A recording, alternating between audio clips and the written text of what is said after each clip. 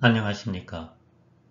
이번 시간에는 진정 삶을 즐기는 일에 대해 생각해 보겠습니다. 삶을 즐기는 일은 삶, 즉 살아있음을 즐겁게 누리는 것입니다. 삶은 즐거워야 합니다. 삶을 즐기기 위해서는 삶이 살아내어야만 하는 의무가 아니라 즐거운 놀이를 하듯이 즐겁게 살아갈 수 있어야 할 것입니다. 어떤 일을 하는 데 있어 그것을 하지 않으면 안 되는 의무로서 하면 힘들고 짜증이 나지만 놀이로서 하면 신나고 재미있어 시간 가는 줄 모르죠. 같은 일을 하는 데 있어 어떤 마음으로 하느냐에 따라 나타나는 모습이 전혀 다를 수 있어요. 인간에게 주어진 지구에서의 시간은 누구를 막론하고 한정되어 있으며 그 한정된 시간 동안 삶을 즐기지 못한 채 준비에 몰두하는 삶을 사는 것은 귀중한 생을 낭비하는 것이 되기 때문입니다. 인간으로 태어나기가 참 어렵다고 합니다. 맹구우목이라는 말이 있습니다. 어느 날 연못 주변을 산책하시던 부처님께서 제자 아난다에게 물었습니다. 아난다야, 큰 바다에 눈먼 거북이 한 마리가 살고 있다. 이 거북이는 100년에 한 번씩 물 위로 머리를 내놓는다. 그때 바다 한가운데 떠다니는 구멍 뚫린 나무 판자를 만나면 잠시 거기에 목을 넣고 쉰다. 그러나 판자를 만나지 못하면 그냥 물속으로 들어가야 한다. 과연 눈먼 거북이가 나무 판자를 만날 수 있겠느냐? 아난다는 그럴 수 없습니다. 라고 대답했습니다. 눈먼 거북이가 구멍 뚫린 판자를 만나는 것이 확률적으로 도저히 불가능하기 때문이었죠. 부처님께서 다시 말씀하셨습니다.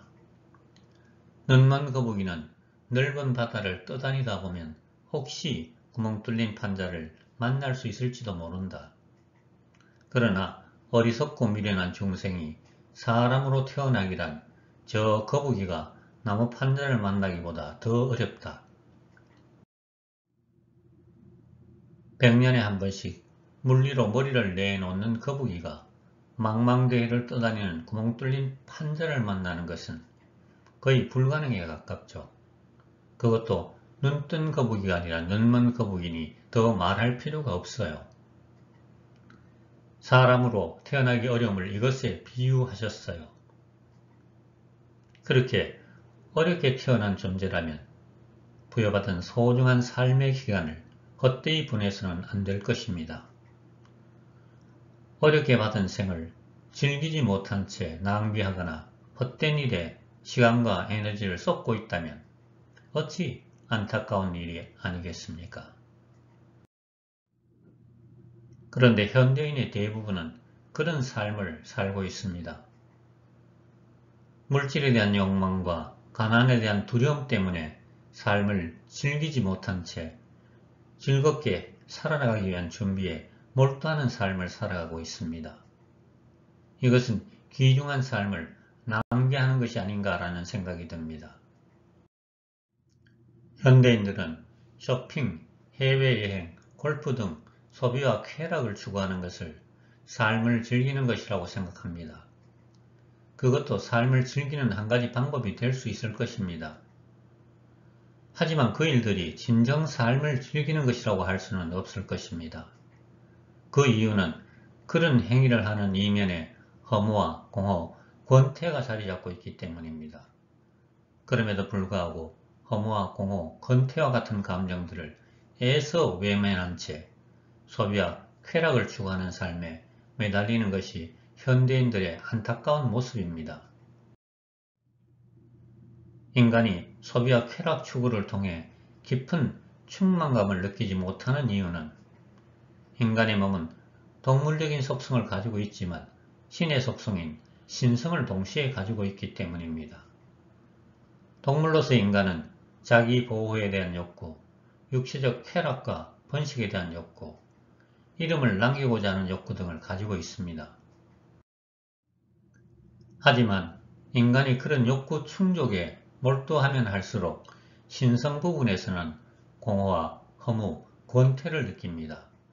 신성의 표현체인 영은 자신이 지구에 태어난 이유가 소비와 쾌락 추구에 있지 않고 배움과 사랑과 소명을 통한 진화라는 것을 알고 있기 때문이죠.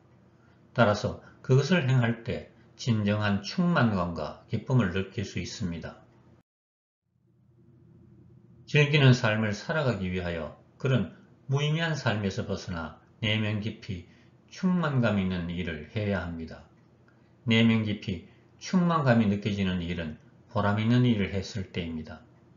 삶을 즐긴다는 표현 속에는 보람 있는 일을 함으로써 내면 깊이 충만감이 느껴지는 삶을 산다는 의미가 포함되어 있습니다. 인간은 건강하고 행복하고 보람있게 살아내어야 합니다. 그것이 자신을 세상에 내어놓은 하늘의 자연의 부모 형제에게 보답할 수 있는 유일한 길입니다. 들어주셔서 감사합니다.